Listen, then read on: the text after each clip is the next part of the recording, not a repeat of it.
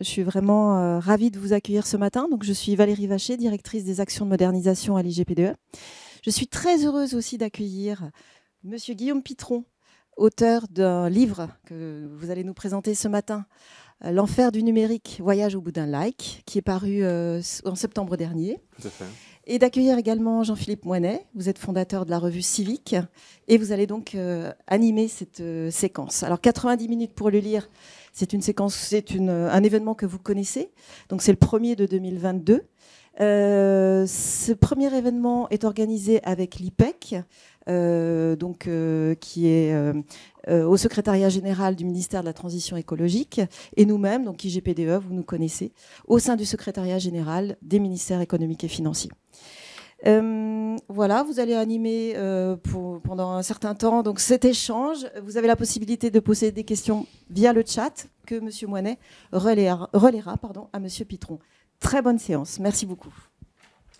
Merci beaucoup à vous, Valérie, et merci à la fois à l'Institut de la gestion publique et du développement économique et de l'IPEC et des ministères associés pour ce moment intéressant autour de vous, Guillaume Pitron, donc auteur de l'enfer numérique. C'est un sujet qui va nous plonger sur ce qu'on ne voit pas. Plonger au sens propre du terme. Exact. Et nous allons descendre sous les mers pour découvrir les câbles. Tout à fait.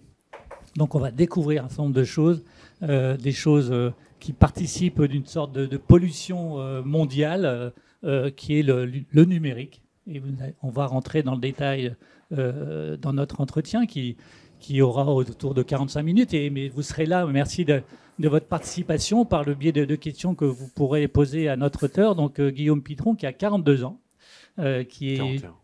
Oui, et qui est de formation juridique, j'ai vu. Vous êtes diplômé d'un DEA de droit à l'Université de Paris et aussi à l'Université ensuite de Georgetown aux États-Unis. Et vous êtes journaliste, essayiste. Un de vos livres qui a été une célébrité pour vous aussi, qui est celui qui s'appelle La guerre des métaux rares, qui a mis l'accent et fait focus sur ces métaux rares et leurs différentes composantes et la guerre géopolitique. Et on est en plein dedans dans cette période sombre pour l'Europe qui est la guerre en Ukraine. Et vous avez, donc il y a quelques 2 ou 3 ans, 4 ans. 4 ans déjà, publié ce livre et qui vous a fait connaître aussi comme documentariste, parce que vous faites aussi des films documentaires, notamment pour la chaîne Arte. Et merci d'être là. On va discuter tout simplement de ce que vous nous permettez de découvrir. Donc cette nocivité souvent cachée du monde et de l'économie numérique, dites-vous dans votre livre.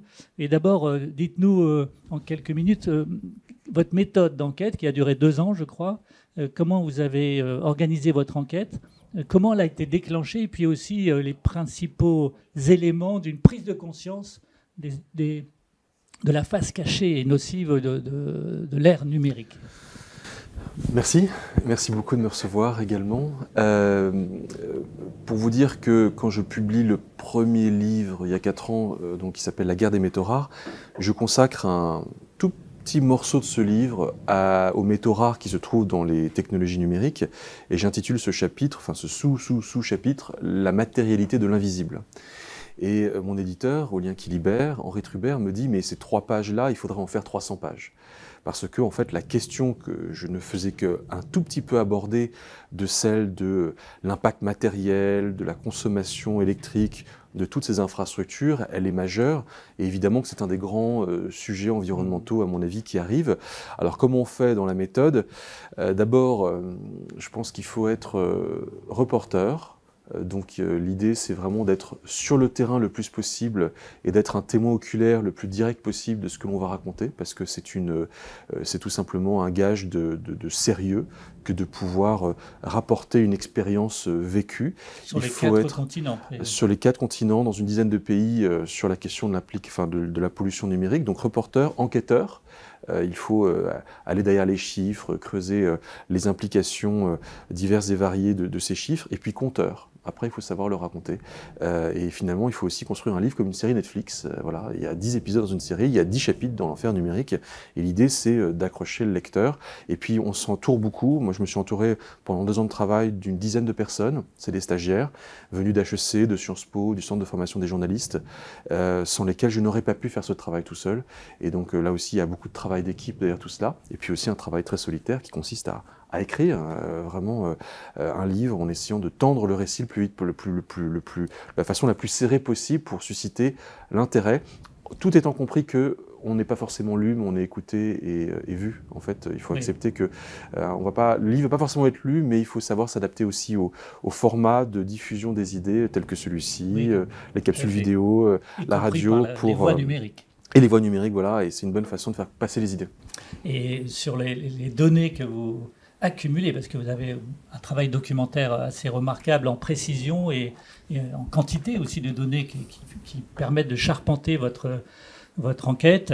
Au-delà de la diversité des données, quels sont les éléments principaux de prise de conscience que vous avez voulu mettre en lumière au début et qui ont été confirmés par votre enquête? D'abord, j'ai vraiment découvert à mesure que j'enquêtais à quel point ce sujet était riche. Et j'en avais pas conscience au début, et un peu tel un origami qu'on déplie, puis en fait on se rend compte qu'on a fait un petit origami avec une page A3. Et ben en fait, j'ai pris la mesure de l'étendue du sujet. Alors, je pense qu'il y a 3, à mon avis, grande pollution générée par le numérique. Et tout d'abord, mais part du voyage au bout d'un like, qui est le sous-titre du livre. Et je me suis dit, mais comment raconter ça au public néophyte? Moi aussi, je suis néophyte sur ces questions-là, sinon en suivant la route d'un like. Si je vous envoie un like de mon téléphone à votre téléphone, nous sommes à moins de 50 cm l'un de l'autre, mon like va voyager des milliers de kilomètres à travers le monde pour arriver jusqu'à votre téléphone. Et il va passer par toutes les infrastructures d'Internet, il va partir du téléphone, aller à un autre téléphone, ce qu'on appelle les interfaces, et puis entre les deux, il y a des data centers, des câbles sous-marins, des satellites, des routeurs, des antennes 4G, etc. Et donc, il y a, à mon avis, 2 grandes chapitres de pollution qui apparaissent. Une pollution matérielle, il faut de la matière première pour construire toute cette infrastructure, à la fois faite d'interfaces, mais également l'infrastructure physique elle-même, puisqu'en fait... On va rentrer dans le détail tout à l'heure, la matérialité de l'immatériel, finalement. La matérialité de l'immatériel. Donc ça, c'est la première des pollutions, et c'est la plus importante. Et puis après, il y a également une pollution due à la consommation d'électricité qui est nécessaire pour faire tourner cette infrastructure et la rendre hyper disponible. Je ne sais pas si on insistera sur l'hyperdisponibilité du réseau qui, en fait, génère une pollution accrue. On pourra expliquer pourquoi. Et cela, c'est de la consommation d'électricité. Qui dit consommation d'électricité dit production avec du charbon, du pétrole, de l'uranium, d'autres métaux rares pour fabriquer les technologies vertes qui permettent de décarboner les mix électriques. Et ça également, c'est une pollution. Donc voilà un petit peu les 2 grandes familles de pollution. Pollution des interfaces et puis cette pollution impalpable, invisible des données. Puisque finalement, derrière nos données, il y a également un impact écologique. Et l'impact est considérable parce qu'on n'a pas, en tant que citoyen, toujours à l'esprit l'importance des consommations numériques, j'allais dire, pour résumer, faire un agrégat qui regroupe divers modes de communication, mais qui sont énormes à l'échelle de la planète. Un seul chiffre qui est édifiant. En 1 minute, là, on a passé quelques minutes, mais en 1 minute, nous avons en 1 minute 190 millions d'emails envoyés. C'est extraordinaire, à la fois extraordinaire et terrifiant, parce que vous allez nous expliquer les impacts effectivement que ça peut avoir pour l'environnement et sur l'environnement. Mais rentrons peut-être dans certains détails de votre enquête, et notamment sur le sujet de la matérialité, justement. Est-ce qu'on peut s'arrêter sur 2 aspects de matérialité qui sont parfois et souvent invisibles pour les consommateurs citoyens que nous sommes tous, à savoir les métaux utilisés, parce qu'ils sont très nombreux, ne serait-ce quand on prend un téléphone portable aujourd'hui, par rapport, et vous l'expliquez dans votre livre, à nos téléphones de nos parents ou grands-parents, les matériaux utilisés sont très nombreux et très rares, et donc suscitent à la fois une guerre géopolitique, mais aussi des effets par l'extraction même de ces matériaux, des problèmes écologiques majeurs. Absolument. Je suis venu avec quelques slides et je vous invite évidemment, éventuellement à regarder ce slide que je vous propose, qui nous dit la composition d'un téléphone à travers les décennies qui nous précèdent. Entre le téléphone des années 60 et le téléphone des années 2020, on voit qu'il y a une complexification de ces outils.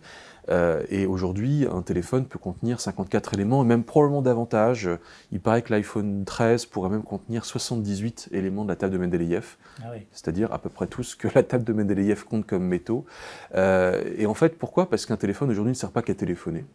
Ça sert à rencontrer l'âme sœur sur un site de rencontre, commander une pizza, se géolocaliser, enregistrer sa voix et prendre des photos. Et donc ce sont des tas d'outils, une myriade d'outils qui se retrouvent concentrés en un seul outil. Or, comment faire pour faire tenir un outil aussi puissant qu'un téléphone dans la poche d'un pantalon, sinon en ayant recours à des métaux aux propriétés physiques et chimiques exceptionnelles, souvent appelés rares, parce que très dilués dans l'écorce terrestre, et 1 gramme de ces métaux génère toutes sortes d'avantages pratiques au quotidien avec nos téléphones qui sont bien plus intéressants que les grands métaux tels que le fer ou le cuivre. Et donc en fait, on a un téléphone qui tient dans la poche, qui est extrêmement puissant, qui, ne serait-ce que compte tenu de sa puce, contient davantage de puissance que l'ensemble des systèmes informatiques qui ont envoyé l'homme sur la Lune durant les années 70. Et eh bien, ceci permet justement de faire de notre téléphone un outil absolument merveilleux et multifonction.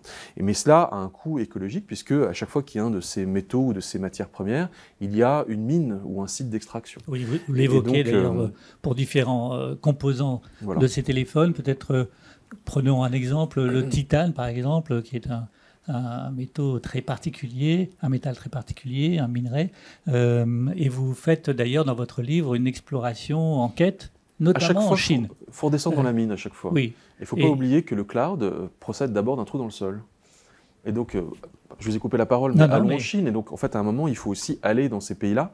Parce qu'on se fait beaucoup engueuler aussi quand on secoue un peu aussi le lecteur, le téléspectateur sur ces sujets-là. Et donc paradoxalement, il faut aller sur le terrain, en Chine, prendre des risques. Parce que c'est pas le terrain le plus ouvert, on va dire. Non, mais paradoxalement, c'est ma meilleure assurance vie. Parce qu'au moins, quand je rentre et que je dis, voilà ce que j'ai vu, on peut discuter les chiffres, les rapports, les interprétations des rapports, mais on ne discute pas ce que le journaliste a vu sur le terrain. Donc on prend des risques, et j'ai pris des risques, et paradoxalement, c'est une assurance vie quand je rentre, parce que personne ne peut remettre en cause cette perception sensorielle directe que j'ai pu avoir de ce que c'est qu'une mine de graphite au fin fond de la Liangjiang. On y va sans être vu, il faut être extrêmement discret dans son approche des sites qui sont souvent stratégiques, surtout d'ailleurs les zones de raffinage de terres rares en Mongolie intérieure. Je ne veux pas savoir ce qui se serait passé si j'avais été arrêté avec un drone au-dessus d'une zone de raffinage de ces matières premières qui sont considérées comme stratégiques par Pékin. Toujours est-il que ça permet de ramener des images qui d'ailleurs ont été diffusées dans un documentaire qui s'appelle « La face cachée des énergies vertes ». Ces mêmes terres rares servant aussi pour les voitures électriques, mais qui servent pour les téléphones portables. Vous avez toutes et tous des terres rares sur vous. Quand votre vibreur de téléphone s'enclenche, c'est parce qu'il y a une terre rare qui s'appelle le néodyme et qui fait que nos vies sont aussi plus connectées et plus agréables à vivre. Toujours est-il que c'est absolument dantesque ce que l'on voit là-bas. Et vous avez pris quelques risques d'enquête sur place avec votre interprète d'ailleurs, qui vous a alerté à un moment donné de déguerpir d'un lieu qui était considéré comme stratégique, à raison d'ailleurs, mais qui masquait aussi des modes de fonctionnement de type sociaux, entre guillemets, qui ne protègent pas d'ailleurs... c'est un autre sujet, mais non, en fait, c'est le même sujet, qui ne protège pas des pollutions les salariés et les ouvriers qui travaillent. En Chine, il y a ce proverbe qui est cité d'ailleurs par les paysans locaux proches des mines dans les Liangjiang, les montagnes sont hautes et l'empereur est loin. Donc, il peut y avoir n'importe quelle réglementation que vous voulez à Pékin. Nous sommes à 2000 km de Pékin au nord et on fait à peu près ce que l'on veut. Donc c'est la différence entre la théorie et la pratique dans l'application des réglementations. Ce que l'on voit là-bas ne correspond à absolument aucun standard édité à Pékin, quand bien même, et je ne parle même pas des standards européens. Et nous sommes complètement inconscients de cela, et moi le premier, jusqu'à ce que j'aille dans les mines. Nous n'avons pas conscience de cette pollution délocalisée, invisibilisée, et de ce qu'il en coûte à l'autre bout du monde de pouvoir fabriquer les technologies du monde moderne, censément dématérialisées. Le graphite, c'est ça. Le graphite qui sert pour les batteries des téléphones. Puisque nous avons tous du graphite sur nous, quelques grammes, 3-4 grammes je crois, et probablement du graphite qui vient de ces mines de la Liangjiang, parce que c'est l'un des grands sites d'extraction de graphite dans le monde. où la société civile, évidemment, n'existe pas. Il Où elle n'y est a très pas encadrée. son mot à dire, Non. contrairement aux espaces démocratiques. Dites-nous aussi toute la partie très importante des centres de données, Ouais. donc qui participent de cette matérialité invisible, souvent mais réelle, de ce monde numérique. Quelle dimension ces centres de données qui sont à l'échelle mondiale? On le voit sur cette image localisée surtout dans l'hémisphère nord, développée Amérique du Nord, Europe, Inde, Chine et je vois au sud-est asiatique. Quelle est l'importance de ces centres de données en termes de consommation aussi? Ouais. Alors d'abord, ce qu'il faut savoir, Jean-Philippe Poinet, c'est que nos vies sont médiées par des centres de stockage de données. Entre vous et moi, il y a un centre de stockage de données, même plusieurs centres de stockage de données. Un like, un email, une photo, toute action numérique est stockée, traitée dans un serveur. Et ces serveurs, si on les additionne dans un grand hangar, ça donne un centre de stockage de données. Un centre de stockage de données, ça peut faire la taille d'un réfrigérateur, ça peut faire la taille de la pièce dans laquelle on se trouve, ça peut faire la taille de l'immeuble dans lequel on se trouve, et ça peut faire la taille de plusieurs immeubles, de plusieurs terrains de football. Et le plus grand centre de stockage de données, aux dernières nouvelles, se trouverait au sud de Pékin et s'étend sur une surface équivalente à celle de 110 terrains de football. Donc quand on parle du cloud, 110 terrains de football. On se retrouve, alors c'est pas 110 terrains de football littéralement au sol, parce qu'en fait c'est sur plusieurs étages, mais si vous additionnez la surface, voilà ce que ça représente. Un centre de stockage de données, aujourd'hui, il y en a environ 3 millions sur Terre. Et donc la carte que vous voyez ici tente, tant bien que faire se peut, de représenter les grandes routes de nos données et les grands carrefours de nos données. Donc il y a des carrefours de matières premières, et il y a aussi des carrefours littéralement des données. Ce que l'on voit, c'est comment on appelle ça, l'Europe, très bien représentée, avec ce qu'on appelle les FLAP, c'est-à-dire Francfort, Amsterdam, Londres, Paris. Paris étant un grand centre européen de stockage de données, probablement d'ailleurs Paris remplacé par Dublin, donc on parle de FLAD aujourd'hui. Il est où à Paris ou en région parisienne? Alors il y en a partout, les centres de données. Il y en a dans le Sentier, le quartier du Sentier. Il y en a dans le 11e arrondissement, dans des immeubles, vous ne le savez pas. Et puis il y en a beaucoup aujourd'hui, ça se développe dans la Plaine Commune, au nord de Paris, qui est en train de devenir un grand centre de stockage de données, parce que la France voudrait accélérer le développement de cet écosystème, c'est des emplois, c'est de l'économie, se raccorder toujours plus aux câbles sous-marins également, qui arrivent notamment par Marseille. La France veut être toujours plus un carrefour du transit et du stockage des données pour participer de cette densification de l'infrastructure Internet. On les trouve également, ces centres de données, aux États-Unis. On voit la ville de Ashburn, qui en fait se trouve au sud de Washington, et qui est l'un des grands centres de données historiques, l'un des grands lieux historiques de stockage de données. Ce que je veux vous dire, c'est qu'aujourd'hui, il faut toujours plus d'électricité pour stocker les données. Les données sont stockées dans plusieurs data centers. Votre compte mail, votre boîte mail Gmail, serait stocké dans 6 à 7 endroits différents sur la planète. Pourquoi? Parce qu'il faut que vous soyez au plus proche d'un centre de stockage de données pour vous connecter, pour limiter la latence. On a tous vécu cette expérience extrêmement douloureuse, où vous vous retrouvez à un rond-point avec Google Maps qui est lancé, et vous allez sortir à la mauvaise sortie, parce qu'il y a un décalage d'1 seconde entre le moment où vous passez le rond-point et ce que vous dit Google Maps de l'endroit où vous vous trouvez. C'est insupportable, et ça s'appelle la latence. Et le consommateur, moi le premier, ne veut pas de latence. Donc pour limiter la latence, il y a une sorte d'impatience. Et dans le métavers, on ne pourra plus supporter la latence encore moins. Et donc, si on veut, et dans cloud gaming, etc., la latence n'est plus acceptée. Sans parler des robots traders qui investissent à la milliseconde sur les marchés financiers. Et donc, pour limiter la latence, il faut redonder la donnée de façon à ce que nous soyons toujours au plus proche d'un centre de stockage de données. Et il ne faudrait pas qu'un centre de stockage de données tombe en panne. Parce que si tombe en panne, ça veut dire quoi? Interruption du service? C'est encore plus insupportable. Donc la donnée est redondée de sorte que si jamais il y a une infrastructure qui tombe en panne, elle est immédiatement, le réseau, le trafic, est rerouté sur d'autres infrastructures de stockage et de traitement de données, de sorte que le soleil ne se couche jamais sur Internet. Et donc c'est notre impatience qui conduit à redonder l'infrastructure sans arrêt, à la faire du coup consommer énormément de matières premières, énormément d'électricité, mais pour assurer ce qu'on appelle une hyper-disponibilité du service, et ce que l'industrie appelle poliment une continuité de service. Donc dans les salons, sur les data centers, à la porte de Versailles à Paris, on voit marquer vos solutions de continuité de service. C'est très joli. Mais c'est ça l'enfer numérique. C'est une hyper-disponibilité à la seconde près du service. Et si vous êtes une entreprise de stockage de données et que vous ne pouvez pas assurer un service disponible 365 jours par an, moins 24 minutes, ce qui est la tolérance d'interruption de service, vous êtes en dehors du marché. vous êtes sorti du marché et vous virez des milliers de personnes à la clé parce que vous ne pouvez pas, en réalité, garantir un service qui soit efficient à ce niveau d'exigence-là. Et donc, en fait, ceci a un coût énergétique, c'est un coût électrique de redonder l'infrastructure. Et on considère, personne n'est d'accord, mais entre 1 et 3% de la consommation d'électricité. Donc, le numérique, c'est 10% de la consommation d'électricité mondiale, parce que ça inclut également la production d'électricité pour transformer les métaux, le recyclage, etc. Et dans ces 10%, qui correspondent quand même à l'ensemble des infrastructures de production d'électricité nucléaire actuellement en fonctionnement sur Terre. On trouve 1 à 3% autour du numérique, des data centers en particulier, et ces chiffres-là, si on en croit des chiffres qui font à peu près consensus, sont en train d'être multipliés par 2 à l'horizon des 3 à 5 prochaines années, compte tenu de l'explosion de l'expansion de l'univers numérique. Mais donc ce volume important, mais aussi relatif de 10% de consommation d'énergie électrique que provoque le numérique, je me fais l'avocat du diable quand même sur le thème.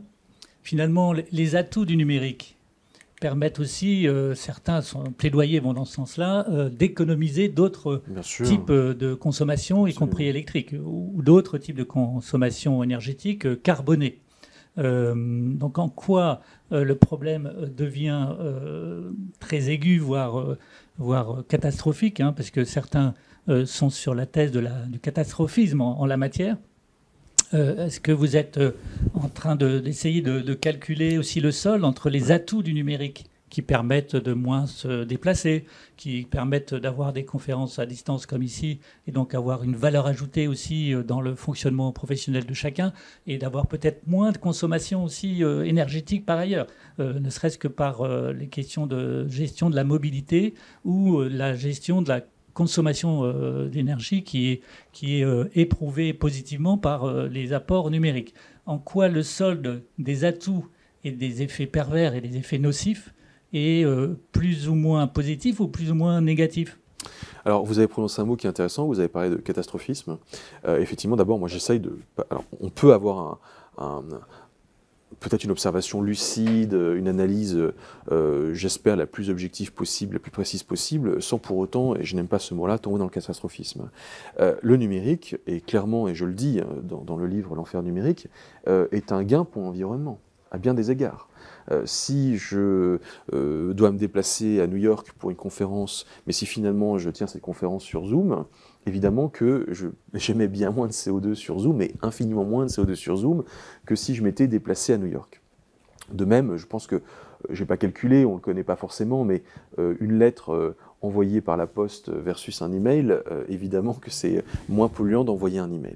Le numérique permet ce type de gain-là. Il permet également, je prends un exemple que j'aime bien, c'est celui de la start-up danoise, je crois, mais qui a des activités en France, qui s'appelle Too Good To Go, et qui est une start-up qui fait se rencontrer, via sa plateforme, les producteurs de produits périssables avec des consommateurs de ces produits.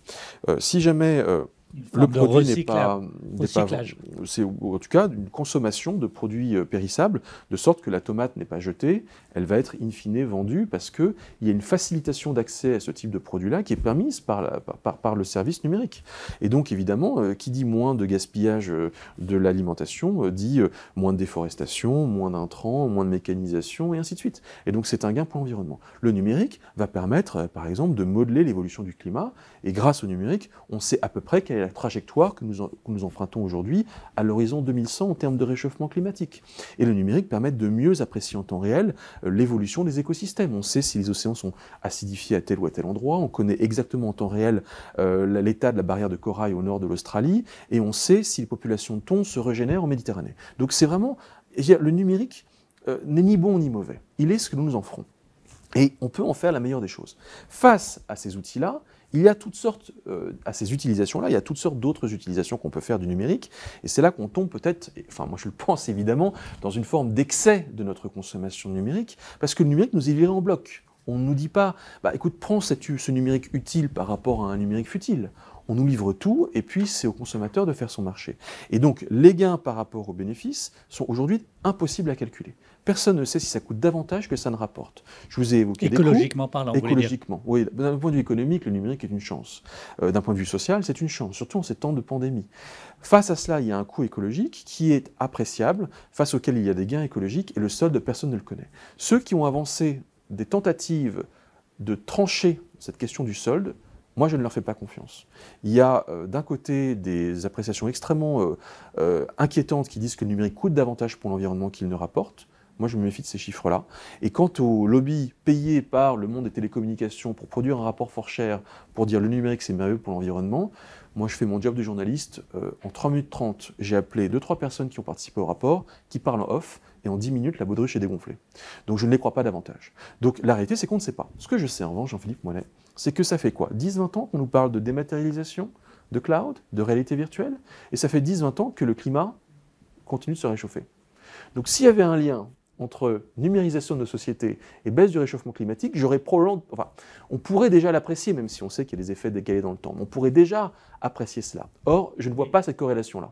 On voit que les efforts peuvent être démultipliés aussi par ailleurs, au-delà du numérique, qui font dire aujourd'hui qu'effectivement les progrès dans la lutte contre le réchauffement climatique ne sont pas suffisants, mais pour d'autres raisons que celles du numérique, même s'il ne faut pas exclure le numérique de sa contribution négative. Pas exclure le numérique. À la COP26 à Glasgow, on a parlé de l'IA, l'intelligence artificielle, avec beaucoup de fantasmes une panacée, autour. En fait. Oui, souvent, voilà, c'est souvent présenté comme une panacée. Ça va permettre de lutter contre le réchauffement climatique. C'est un allié indispensable, mais je suis d'accord avec cette idée que c'est un allié indispensable. Je pense que la question qu'on ne veut pas se poser, c'est celle de savoir quel va être le bon usage qu'on va pouvoir faire de cette technologie et quel va être un moins bon usage qu'on va faire de cette technologie. Et je pense qu'il est temps que nous soyons plus citoyens que consommateurs par rapport à ces technologies-là. Tout à fait, sachant que vous mettez l'accent sur l'accélération du phénomène de la consommation numérique qui est phénoménale, cette accélération. Oui, alors d'ailleurs on le voit sur cette image, c'est la hausse de notre consommation de données d'ici 2035. Donc jusqu'en 2020, chaque jour, nous consommions autant de données que tout ce que l'humanité avait produit comme données depuis les débuts de l'informatique jusqu'à l'année 2003. En 2035, nous produirons 45 fois plus de données. Donc il y a en fait, je vois deux tendances. Il y a une tendance à l'optimisation du stockage des données, une optimisation environnementale.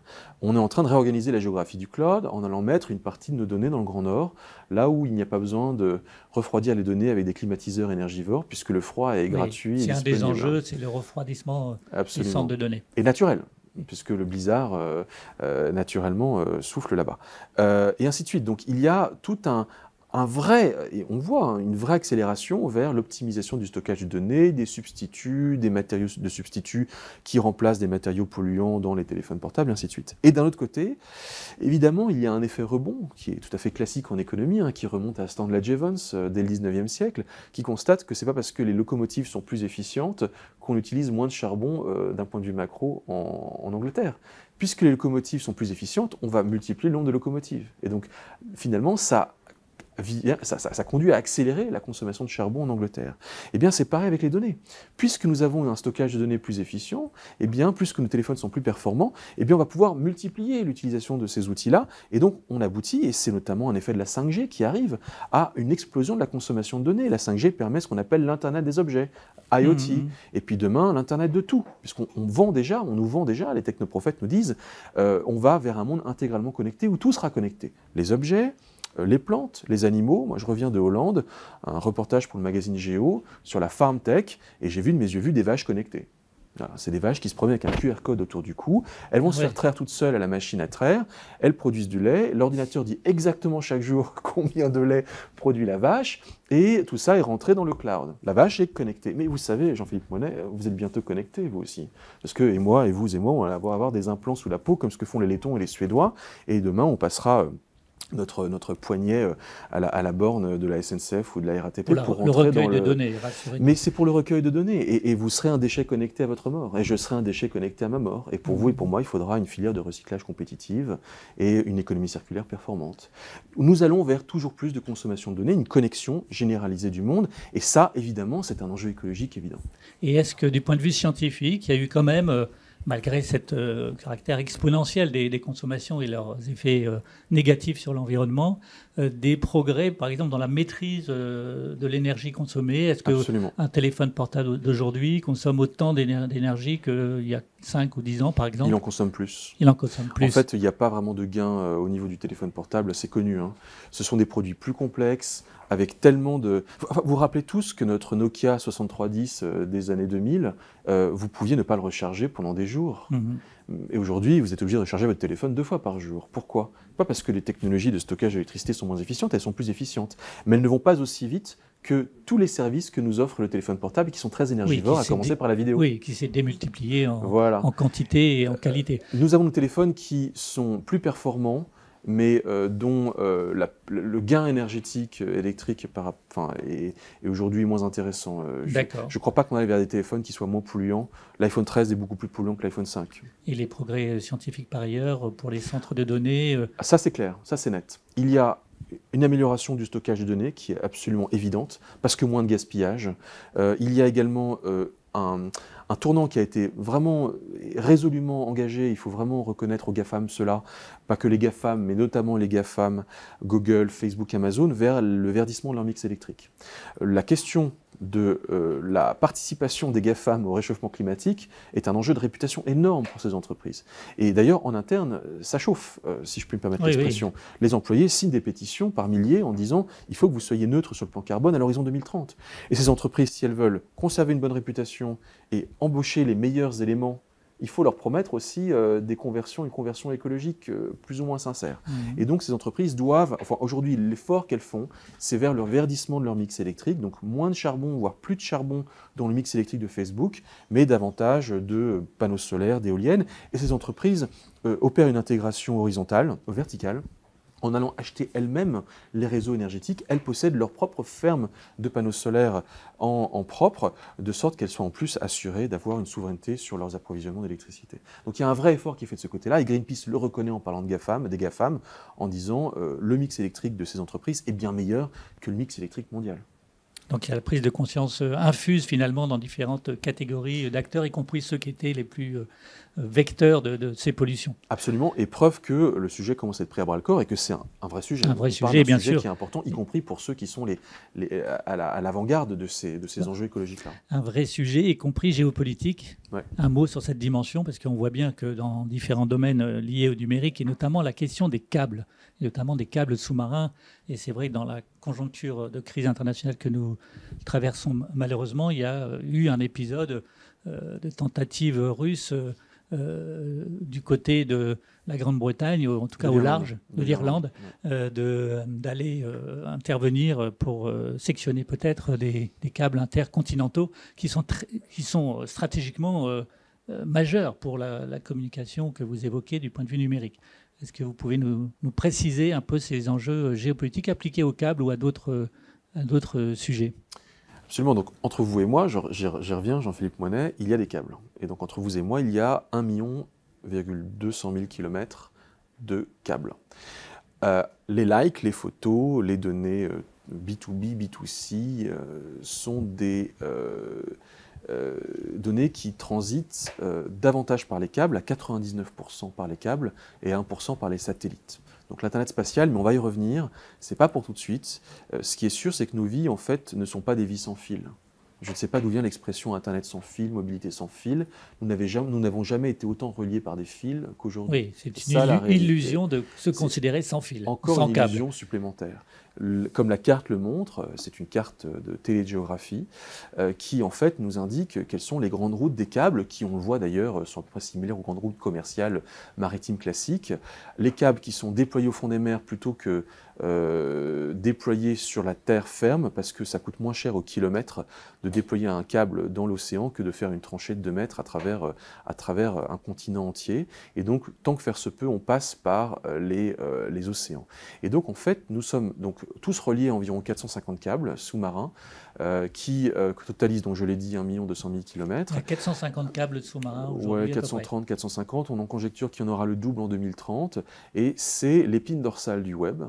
Et c'est surtout d'Internet, et c'est surtout ultra stratégique. ce sont des réseaux de communication qui sont vitaux et critiques, que l'on redonde de plus en plus, de façon un peu comme je l'ai expliqué pour les data centers, s'il y en a un qui tombe en panne, il y en a un autre qui prend le relais.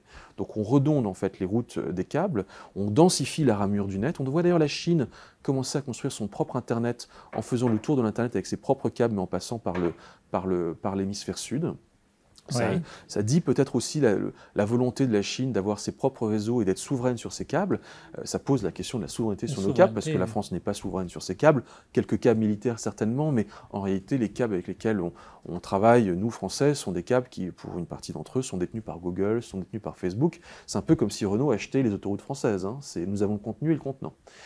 Ce sont des autoroutes de l'information. Ils possèdent les autoroutes de l'information, notamment les autoroutes transatlantiques, et toutes les autoroutes qui commencent à contourner l'Afrique sont notamment en partie, pour un d'entre eux, c'est un câble de Facebook. En tout cas, tout ça pour vous dire que c'est stratégique, et que tout d'un coup, le Yandar, qui est un sous-marin russe, est repéré par l'armée française, mais c'est Florence Parly qui l'a dit pas plus tard qu'il y a 2-3 semaines.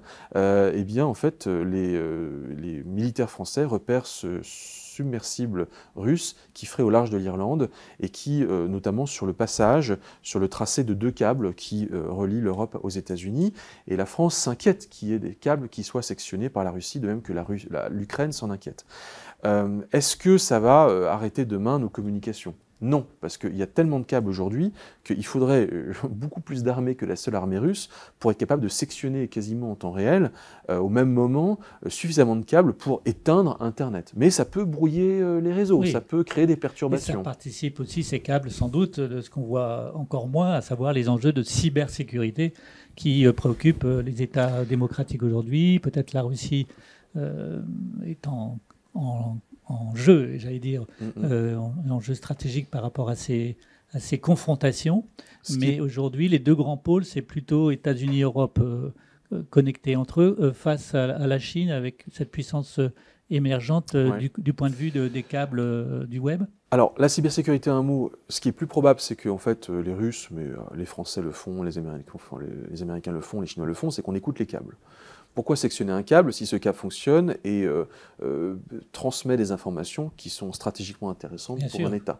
Donc la question de la capacité d'un État à écouter les câbles est très intéressante. Donc voilà, on a plutôt intérêt à écouter les câbles plutôt qu'à les couper, d'où l'enjeu de cybersécurité auquel vous avez fait référence. Alors ensuite, on voit ces grandes routes des câbles, évidemment, c'est entre les États-Unis et l'Europe que ça se développe, mais aujourd'hui, il y a une vraie volonté en fait de la part du reste du monde d'échapper en fait à cet axe stratégique qui fait qu'en fait 70% des données produites dans le monde arrivent sur le territoire américain. C'est un vrai sujet en termes de cybersécurité, en termes de souveraineté sur nos données, en termes de souveraineté juridique, parce que si vous avez un email qui part sur le territoire américain, le département de la justice américain dit que c'est un élément de rattachement géographique au territoire américain suffisant pour que la justice américaine se saisisse de l'affaire et vienne vous juger, alors que pourtant vous n'avez pas mis les pieds sur le territoire américain. Donc c'est un enjeu de souveraineté juridique. Donc on voit en fait d'autres pays vouloir densifier la ramure du net et échapper en fait à cet axe qui est de moins en moins incontournable, qui est le passage américain des données par le territoire américain. Et on le voit à mon avis, un câble notamment, on le voit d'ailleurs sur la carte, qui en fait rejoint le Portugal au Brésil, qui a été déployé récemment par une entreprise dont le nom m'échappe, mais ça va me revenir. Et en fait, l'Espagne est reliée à Fortaleza au Brésil, l'idée étant bien d'éviter de passer par en fait la côte est américaine, et donc de la sorte, eh bien, en fait, on densifie la ramure du net et on rend le réseau toujours plus solide. Donc cette idée de blackout, de pénurie de capacité, et ainsi de suite, je veux dire, c'est pas demain la veille qu'on verra ce risque de saturation du réseau, parce que les câbles permettent justement de sécuriser, de créer de la solidarité à l'international entre les consommateurs de données. Merci beaucoup, et c'est vrai, dans votre livre, on a beaucoup de précisions. L'Ukraine de ne pas devoir ses câbles coupés par la Russie, a fait appel à Elon Musk pour que la constellation de satellites d'Elon Musk soit déployée au-dessus de l'Ukraine. Énorme coup de pub pour Elon Musk, qui encore une fois a bien visé en voulant déployer ses constellations de satellites et qui aujourd'hui a positionné ses satellites au-dessus de l'Ukraine, de sorte que si jamais l'Internet au sol est en panne, l'Internet au-dessus de nos têtes fonctionne. Hier, par le biais des satellites, au Sénat, Thierry Breton a annoncé que Oui, l'Europe très allait important. déployer ses moyens. Donc Thierry Breton, Ouais. commissaire européen que vous connaissez, a donc indiqué que l'orientation, même si aujourd'hui la part du spatial dans la diffusion du net est minime, pourrait être développée plus rapidement que prévu, peut-être. En fait, c'est intéressant parce que 99% des données passent par les câbles, 1% par les satellites. Pourquoi? Parce que les câbles peuvent en fait engranger, assurer une bande passante absolument colossale par rapport aux satellites. Et je veux dire, aujourd'hui encore, je pense que l'Internet sera d'abord une affaire d'océan, davantage qu'une affaire de dans spatial. Le moyen terme, en tout cas. Mais quand on voit aujourd'hui, tout d'un coup, l'Union européenne, la Commission européenne, par la voix de Thierry Breton, dire l'Europe a conscience de sa vulnérabilité sur les câbles, du risque de sectionnage de câbles, et il faudrait que nous ayons redondé le réseau au sol par un réseau satellitaire qui permette d'assurer une connectivité certes limitée, mais en tout cas suffisante pour en cas de guerre, ça montre qu'on est en train d'accélérer vers l'Internet spatial et que l'infrastructure numérique n'est pas seulement et ne sera pas seulement une infrastructure terrestre et sous-marine, mais de plus en plus une infrastructure extra-atmosphérique. Et donc ça participe de la géopolitique de l'Internet. Et donc vous et moi, en envoyant nos emails tous les jours, nous sommes des acteurs de cette géopolitique-là. Un mot sur la Chine, oui. La route de la soie numérique. La route de la soie n'est pas qu'une affaire de port, de route, de voie de chemin de fer, c'est aussi les câbles. Et les câbles de la route de la soie numérique, le câble de la route de la soie numérique, l'un d'entre eux, le plus stratégique, le câble PIS, arrive à Marseille et est connecté à Marseille depuis octobre. Pourquoi? Parce que les Chinois nous disent il n'y a pas que WhatsApp dans la vie, il y a WeChat, il n'y a pas que Amazon dans la vie, il y a aussi Alibaba. Et demain, vous regarderez peut-être des séries télévisées chinoises. Mais c'est bien d'avoir le contenu, mais il faut le contenant. Et le contenant, c'est les routes digitales que sont les câbles. Et cette route, ce câble PIS pour Pakistan Eastern Africa Connecting Europe, qui part de Chine et qui rejoint Marseille, pour que demain, nous soyons des consommateurs de services numériques chinois. Et ça dit comment la Chine se projette numériquement à l'étranger. Avec des investissements colossaux, du point de vue technologique aussi, pour ces supports, j'allais dire, d'action numérique de la Chine, dont on sait l'usage qui est fait en Chine par ailleurs. Absolument. Alors, bon, c'est des investissements colossaux parce que ce sont des centaines de millions de dollars pour déployer un câble, mais bon, in fine, on pourrait considérer que ce n'est pas très cher compte tenu de ce que ça apporte. Et puis surtout, pardon de le dire, mais la Chine est en train de déployer à l'étranger, en dehors de ses frontières, des infrastructures critiques pour elle-même. Est-ce que demain, elle va déployer ses armées le long de ces câbles stratégiques pour protéger ses infrastructures? Et il y a des think tanks américains qui commencent à voir venir le moment, mais la France fait pareil, hein, au Tchad, nous sommes au Tchad officiellement pour protéger nos ressortissants. Mais qu'est-ce qui se passe si demain la Chine dit il faut que je protège mes infrastructures? Est-ce que ce n'est pas un moyen pour la Chine de déployer la People's Liberation Army au-delà de ses frontières pour protéger ses infrastructures? Et vraiment, je pense qu'il faudrait qu'on soit vraiment conscient du jour où nous nous ferons la guerre pour pouvoir nous distraire. Des États se feront la guerre pour que nous puissions nous distraire. Parce que ces infrastructures devront être protégées pour que nous puissions être en ligne. Littéralement. Et nous sommes des acteurs de cette géopolitique-là, qui passe par cette géopolitique des infrastructures numériques, qui sont des infrastructures critiques vitales, dont on prend conscience de la vulnérabilité, et qui vont devoir toujours plus être protégées, parce que d'autres États voudront évidemment les attaquer. Et donc, ne perdons pas de vue, à mon avis, cette dimension-là, quand bien même il y a un côté très ludique derrière les réseaux sociaux, que nous utilisons tous les jours. Merci beaucoup pour ces éclairages. Vous évoquez cette prise de conscience de nos vulnérabilités, hein, c'est votre terme, et c'est vrai que nous assistons aujourd'hui à une accélération des prises de conscience dans différents domaines liés à la guerre en Ukraine, et on voit les accélérations, y compris de logiciels doctrinaux de l'Europe en matière stratégique, dont le numérique fait partie. Donc merci de nous avoir éclairés sur ce point. Peut-être pour ouvrir sur l'avenir et être, on va dire, positif sur les solutions. Par rapport à cet enfer numérique que vous décrivez, le positif, ça passe par différents canaux. Ça passe par les citoyens, par les administrations publiques, la sphère publique, et aussi par les entreprises. Quelles sont, dans chacune des catégories d'acteurs, les solutions que vous voyez à terme pouvoir se développer dans la vie de tous les jours, mais aussi dans les réglementations? Alors, énorme question. Avant que, bien sûr, nos participants puissent poser les questions, et je serai là pour les recueillir, et nous débattrons de vos questions, chers participants et participantes. Allez-y dans vos questions, elles me seront transmises, et pour Guillaume. Mais sur les solutions, merci. Alors, 3 degrés d'action au niveau individuel, au niveau administratif. On peut parler d'une organisation administrative, puisque nous sommes ici au ministère de l'Économie et des Finances, et nous pouvons parler de ce qui peut se passer au niveau encore plus général, qui est celui des États et même d'un groupement d'États tel que la Commission européenne. D'abord, au niveau individuel, on peut faire des choses. Et je pense que la première des choses, c'est de prendre conscience que le téléphone, l'interface, sa fabrication, la pollution qu'il génère durant sa fabrication, son utilisation, c'est de 50 à 70% de la pollution numérique. Si nous avons conscience de ça, si nous avons conscience des techniques déployées par les fabricants de ces outils pour rendre nos objets obsolètes plus rapidement, obsolescence technique, la batterie est collée au téléphone, la batterie tombe en panne, vous ne pouvez pas changer la batterie, vous devez changer tout le téléphone. Obsolescence logicielle, on a tous vécu cette expérience douloureuse de ne pas pouvoir télécharger la dernière application à la mode parce qu'elle n'est pas compatible avec votre téléphone qui est trop vieux. Et donc on vous invite à changer de téléphone, c'est ce qu'on appelle de l'obsolescence logicielle. Donc ça, il faut avoir bien conscience de ces sujets-là, il faut avoir dans l'idée d'être des combattants face à l'industriel qui finalement nous rend propriétaires dépossédés de notre téléphone et qui veut tout faire pour que nous le jetions et le changions. Et donc il faut garder notre téléphone le plus longtemps possible. Et ça vaut pour tous les équipements électroniques. C'est très important sur cet enjeu de ce qu'on appelle aussi l'obsolescence programmée.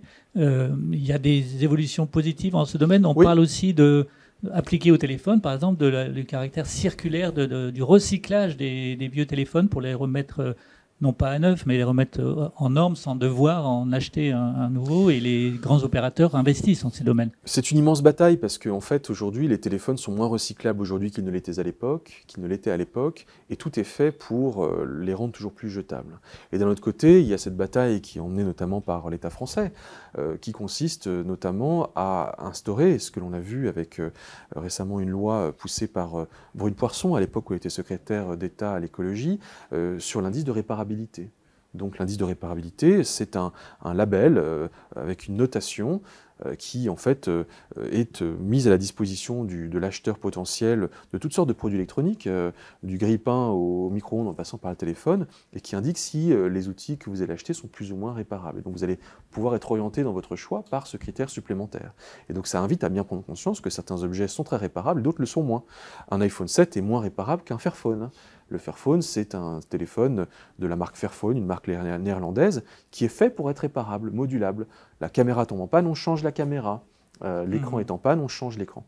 Et ainsi de suite. Et donc ça vise à faire que le téléphone Fairphone dure 7-8 ans, et non pas 2 ans. Donc ça, c'est ce qui peut être fait par les États. Par exemple, la loi peut venir participer, soit par la contrainte, soit par l'accompagnement ou la fiscalité, à changer également les pratiques des industriels, mais également des consommateurs eux-mêmes qui ont un choix immense avec leur portefeuille au moment de choisir quel produit acheter. Et les grandes entreprises concernées, peut-être par la pression des impératifs citoyens et des exigences citoyennes, sont en train peut-être d'évoluer, peut-être trop lentement. Mais est-ce que vous sentez un début de mouvement sur ce sujet, par exemple, du recyclage des téléphones? On dit que la bataille de lancement des téléphones portables a été perdue par l'Europe et gagnée par l'Asie en termes de fabrication, mais que le recyclage, peut-être par le caractère singulier aussi des aspirations citoyennes européennes, permet de recycler davantage les téléphones d'ici 5, 10, 20 ans? Alors, qui dit recyclage dit collecte. D'abord, c'est ça le sujet, c'est est-ce qu'on est prêt à sortir notre vieux téléphone de notre tiroir et à le mettre dans la poubelle jaune? Tout l'enjeu de la collecte est un enjeu immense en amont. Vient ensuite le recyclage. Moi, je suis un peu inquiet, en fait, pour tout vous dire, parce que je crois que c'est 10 à 15% des téléphones portables qui sont recyclés aujourd'hui sur Terre. Il y a un effet dispersif de la matière, voilà, 1 gramme plus 1 gramme plus 1 gramme multiplié par les 34 milliards d'équipements électroniques qui circulent sur Terre, il faut tous les rassembler. Et puis, je pense que ça va vraiment changer le jour où nous aurons compris que nous sommes en train potentiellement de rencontrer des pénuries limitées dans l'espace et dans le temps de certaines ressources, et que c'est une manne pour nos approvisionnements que d'avoir ces mines urbaines de déchets électroniques, qui aujourd'hui ne valent rien, tant qu'on n'a pas compris que c'était une façon de diversifier nos approvisionnements de ressources. Et je pense que le sujet ne rentrera pas dans nos modes de vie sous l'angle de l'écologie, mais sous l'angle de la géopolitique et sous l'angle de la stratégie. Si demain les entreprises, et elles commencent c'est le cas, à prendre conscience qu'il y a des métaux critiques qui sont sujets à des risques de pénurie d'approvisionnement, alors tout d'un coup le recyclage va être intéressant sous l'angle de la sécurité des appros. Mais sous l'angle de l'écologie, franchement, personnellement, j'en doute. Au niveau de l'administration, on peut faire des choses. Et au niveau plus général des entreprises, les entreprises commencent à comprendre que c'est un enjeu pour elles qui est de réputation, un enjeu de ressources humaines. Les éléments jeunes de la génération Greta, très sujets à ces questionnements environnementaux, veulent travailler pour les entreprises dont les valeurs écologiques sont similaires aux leurs. Donc pour les ressources humaines, c'est un vrai sujet de montrer son engagement écologique et de l'appliquer. Et troisièmement, ça peut être un enjeu financier parce que ça coûte très cher au jour le jour et à l'année un employé en cybersécurité, en équipement et ainsi de suite pour un groupe.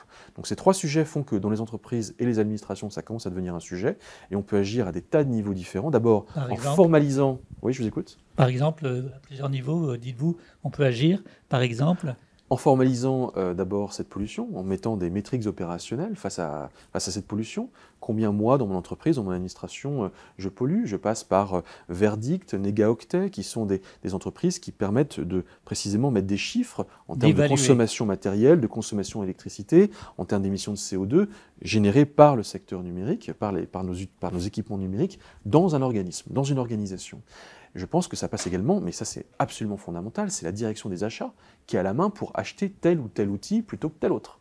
Est-ce que je vais me tourner vers tel équipementier, enfin tel fournisseur d'équipements numériques plutôt que tel autre, parce que lui-même, sa politique en termes d'achat responsable ou bien de vérification de l'origine des métaux qui sont ensuite contenus dans ces équipements est plus ou moins rigoureuse. Et donc là se pose la question de la chaîne, du sourcing éthique des minerais. Et ça, la direction des achats a du mal aujourd'hui à s'affirmer face à ces gigantesques fournisseurs d'équipements américains notamment, ou chinois ou sud-coréens, mais à imposer ces critères. La question de la donnée, de la transmission et de la gestion des données en interne est importante. Est-ce qu'on a un intranet en interne avec des plateformes bureautiques partagées sur lesquelles on retrouve des fichiers, des données partageables en temps réel, plutôt que d'avoir à s'envoyer par email la version V38 de tel document avec un coût écologique supplémentaire.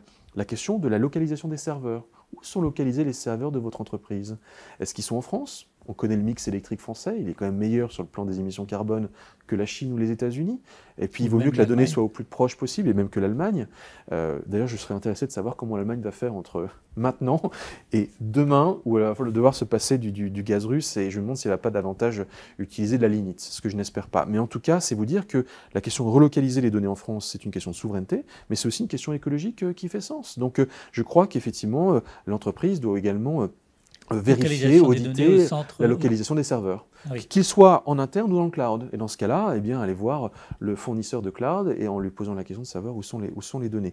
Voilà ce qu'on peut faire au niveau de l'entreprise, par exemple. Oui, et les administrations également, et les grandes entreprises publiques ou privées. Et je voulais parler des administrations à côté des entreprises, ce sont les mêmes enjeux. Et donc cette partie finalement immergée et invisible que vous mettez en lumière dans votre livre, finalement, fait partie des enjeux aussi pour informer ne serait-ce que les décideurs des différents critères d'appréciation qui peuvent après être documentés, certifiés, évalués par des sociétés ou des ONG spécialisées. Oui, alors... Donc il y a l'émergence finalement peut-être d'une économie de la maîtrise du numérique. Ah ben, je ne sais pas. En termes ONG ou en termes de société d'évaluation des données? ONG, sous l'angle des équipements et de leur retraitement de leurs déchets, les ONG comme Amis de la Terre, les Amis de la Terre sont très, notamment depuis des années, très au fait de ces sujets-là. Greenpeace a été très puissant pendant un temps sur les questions de données, de mix électrique pour stocker les données dans le cloud. Il faisait régner la terreur sur le marché nord-américain des providers de cloud jusqu'à 2017 où en fait ils ont fermé le poste qui était tenu par une personne qui était renommée, un Américain, qui finalement lui est parti travailler ailleurs, et donc on voit plus trop Greenpeace malheureusement très présente sur ces questions-là. Après, il y a la question effectivement de tout l'écosystème qui peut se mettre en place autour de la formalisation de cette pollution, et c'est là qu'on voit apparaître Négaoctet, Verdict, je l'ai dit notamment, qui sont des entreprises qui en fait vous proposent de formaliser tout cela. Je ne sais pas s'il y a des labels à la clé, mais en tout cas il y a une offre de formalisation. Et en fait, le premier sujet, parce que c'est une forme de pollution qui est toute récente, c'est d'abord celui de comprendre ce qui nous arrive, en fait, et de mettre des chiffres sur cette pollution avant de savoir précisément comment agir. Donc oui, il y a un écosystème qui va d'autant plus prendre de l'épaisseur. Vous avez un point ici parce qu'il y a une loi qui vient de passer en France, on va parler des États, mais la loi française du 15 novembre 2021, la loi REEN, R-E-E-N, qui donc a été promulguée tout récemment, est la première loi au monde qui s'attaque globalement à la question de la pollution numérique. Et il y a trois grandes idées que je retiens de cette loi, c'est éducation dès le plus jeune âge à ces questions-là, de pollution numérique, agir sur la durée de vie des équipements électroniques et leur recyclabilité, etc., même si elle est imparfaite sur ce point-là, et aussi notamment se tourner vers les fournisseurs de solutions de stockage de données pour leur faire utiliser moins d'électricité, une électricité toujours plus verte. Et donc la loi également ici joue un rôle, elle va pousser les entreprises qui vont devoir du coup bien respecter cette loi, et du coup ça va accompagner derrière l'écosystème auquel vous faisiez référence. Donc la France est de ce point de vue-là plutôt à l'avant-garde. Avec les pays scandinaves, avec l'Allemagne, la France, c'est un pays où ces sujets-là commencent à être davantage pris en considération par l'État, par les entreprises, les administrations et même le citoyen, bien plus que dans des tas d'autres pays au monde. On peut quand même être fier en France d'être, à mon avis, à l'avant-garde de ces sujets. Et avant de prendre d'éventuelles questions de nos participants, un mot sur le reste de l'Europe, puisque vous évoquez dans votre livre plusieurs exemples, notamment aux Pays-Bas, où émergent des initiatives qui se paraissent par rapport au monde et à la planète entière peu importantes quantitativement, mais qui sont quand même des actions intéressantes. Pourquoi les Pays-Bas et qu'est-ce qui s'y fait en termes d'avancées pour lutter contre cette pollution numérique? Il y a des tas de choses qui se passent aux Pays-Bas. C'est absolument fascinant de voir que également, j'aurais dû mentionner à côté des Français les Néerlandais, parce qu'effectivement, c'est un pays qui prend conscience de ces questions de déchets électroniques. Et c'est aux Pays-Bas qu'a été monté pour la première fois, en 2009, je crois, les Repair Café, par une journaliste hollandaise, Martine Postma, que j'ai rencontrée. Et aujourd'hui, le réseau de Repair Café, donc vous venez apporter n'importe quel outil qui ne fonctionne pas électronique, et c'est bénévole, et c'est réparé. Et c'est toute la mode du do-it-yourself aussi, qui consiste à réparer soi-même ses objets, qui aujourd'hui commence à vraiment prendre du poids à l'échelle mondiale. On le voit également aux États-Unis, ainsi de suite. Donc ça, c'est intéressant ce qui se passe aux Pays-Bas. Ah, tiens, je vois des questions qui arrivent. Également, ce qui est intéressant aux Pays-Bas, c'est donc Fairphone, que j'ai mentionné, qui est une entreprise néerlandaise. Et alors moi, j'ai un exemple à vous donner à propos des Pays-Bas. C'est qu'en fait, qu'est-ce qu'on fait des vieux câbles sous-marins qui se promènent au fond des mers ? Ces vieux câbles ont 15 ans d'existence, ils sont devenus obsolètes, et en fait, pour la grande majorité d'entre eux, ils sont oubliés au fond des mers. Et en fait, il y a un pêcheur néerlandais, alors c'est une société sud-africaine, mais le pêcheur néerlandais, qui en fait emmène son bateau au fin fond des océans, et notamment, moi je l'ai rencontré quand il revenait de l'océan Atlantique Nord, et il va repêcher les vieux câbles Internet du fond des mers, parce que ces câbles contiennent du cuivre qui peut être recyclé. Et donc j'ai vu littéralement un bateau avec dans ses cales 1 millier ou 2 milliers de kilomètres de vieux câbles récupérés au fin fond de l'Atlantique Nord, et ces câbles allaient être recyclés, et donc c'est une initiative qui est portée par ce néerlandais. Et alors, du coup, le câble est dégueulé sur le port de Leixões au Portugal, et en fait le câble est mouillé. Ah oui. Il est mouillé parce que c'est de l'eau de mer, et donc j'ai goûté le câble et je me suis rendu compte que Internet avait un goût. Internet est salé. Internet n'est pas sucré, Internet est salé.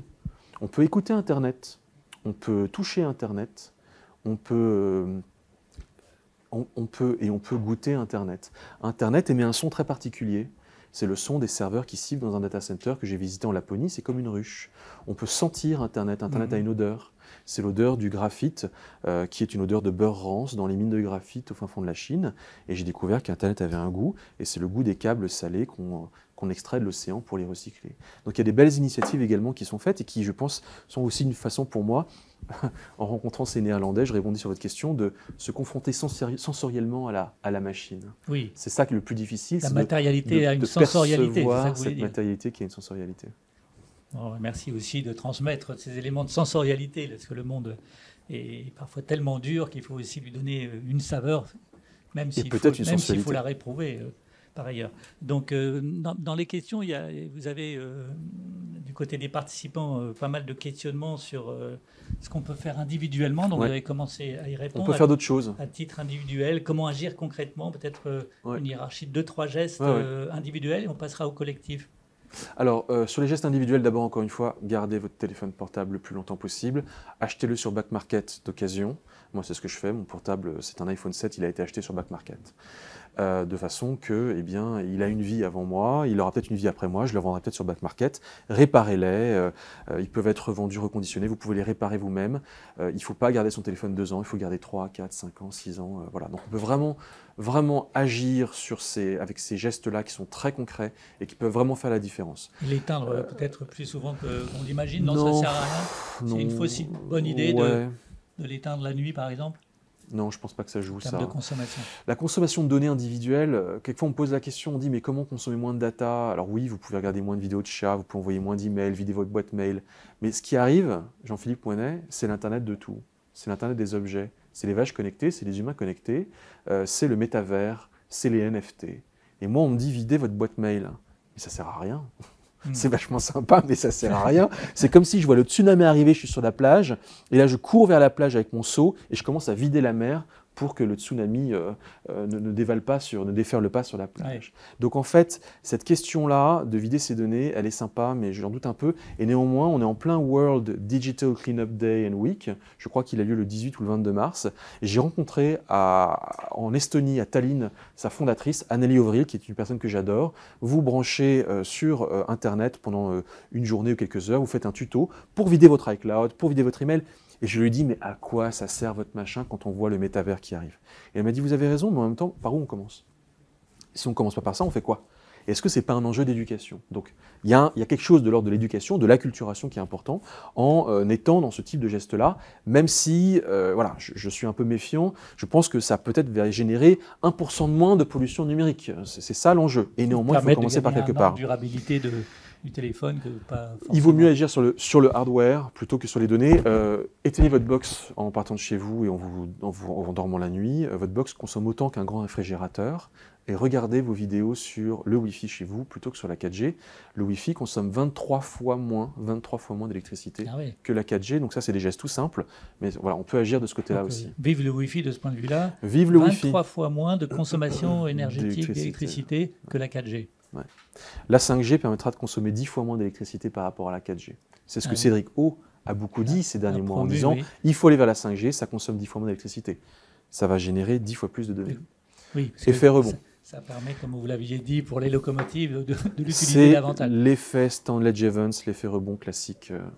À titre collectif, c'est une question d'un ou d'une participante.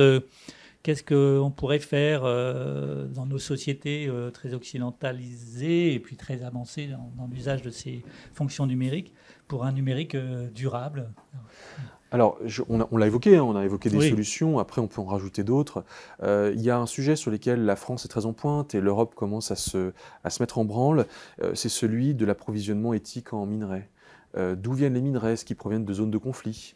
Et donc on a vu l'Europe notamment passer récemment une réglementation, je crois que c'est une loi, une directive, j'ai un trou tout d'un coup, mais sur les 4 T, étain, tantal, or et coltan, je crois, qui sont donc des minerais de conflit, qui nourrissent des conflits notamment dans l'est du Congo, et à propos desquels il faut en fait que les entreprises mettent en place des procédures de diligence beaucoup plus exigeantes qu'elles ne le sont actuellement, de façon à s'assurer que les minerais ont été extraits dans des conditions qui sont respectueuses de l'homme, mais cela vaut également pour l'environnement, et la loi, il y a eu plusieurs lois françaises qui engage davantage le devoir qui pousse vers davantage de devoirs de vigilance de la part des entreprises. Et au niveau européen, c'est en train d'être discuté à la Commission européenne.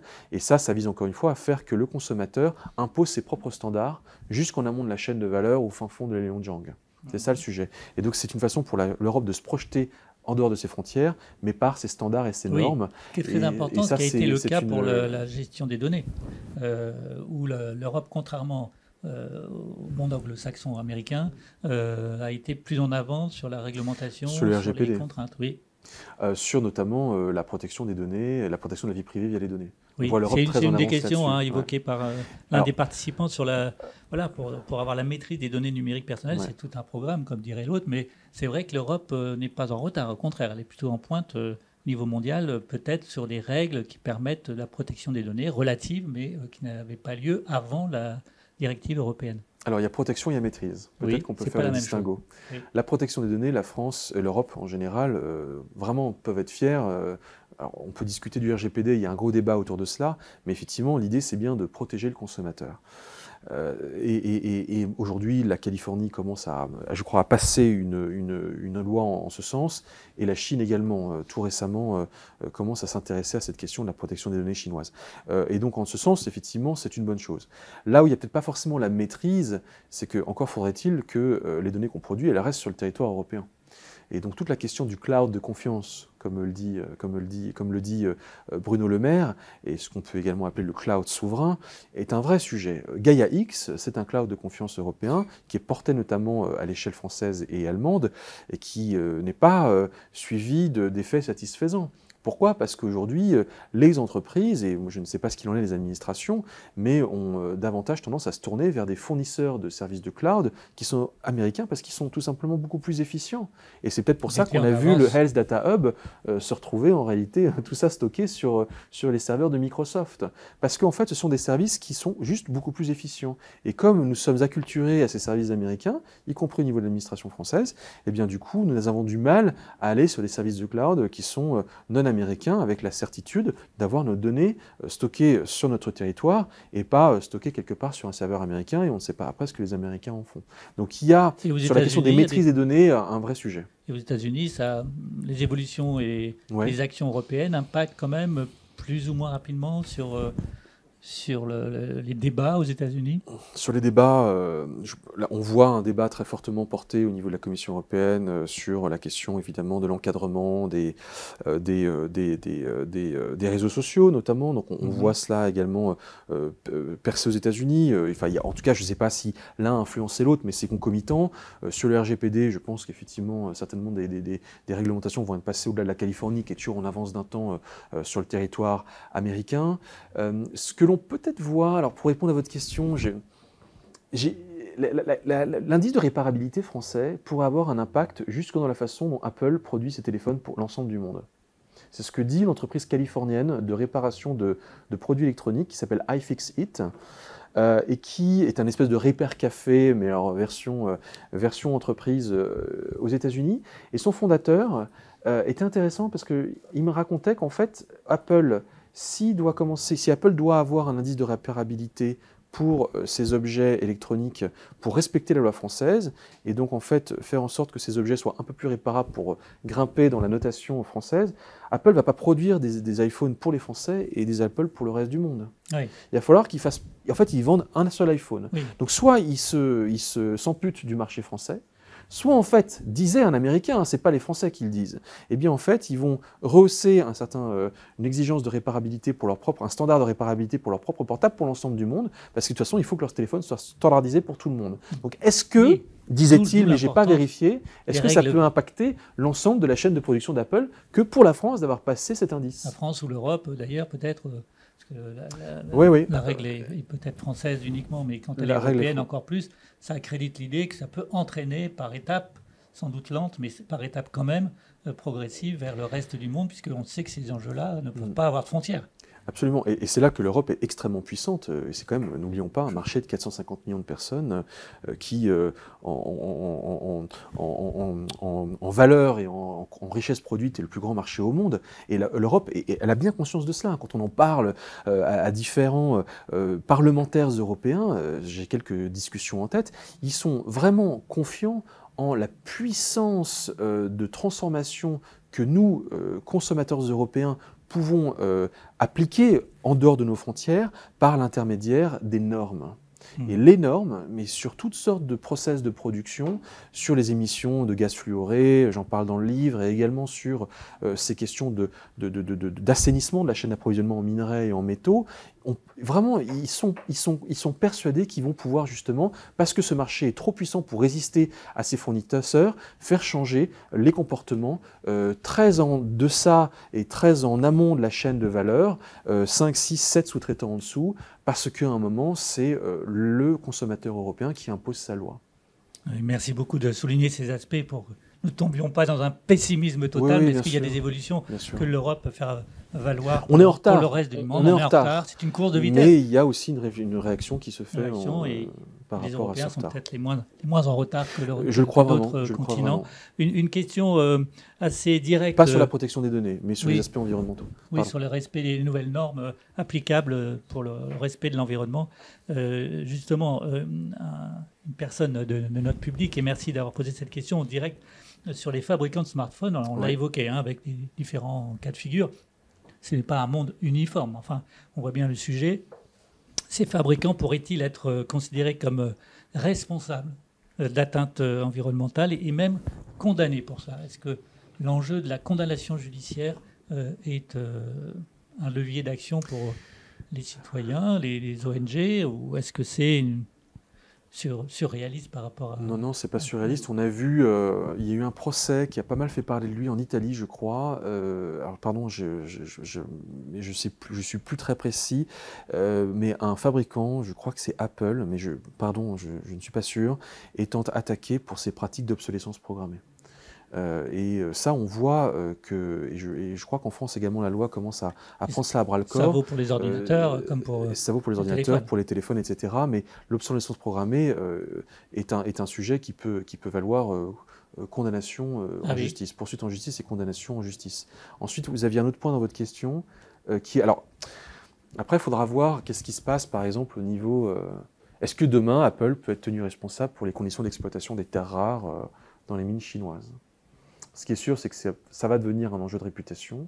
Est-ce que demain, je n'ai pas de réponse à cette question, je ne sais pas. Est-ce que demain, in fine, Apple est responsable sur sa chaîne d'approvisionnement? C'est une question qui est compliquée. Là, peut-être où ça peut jouer.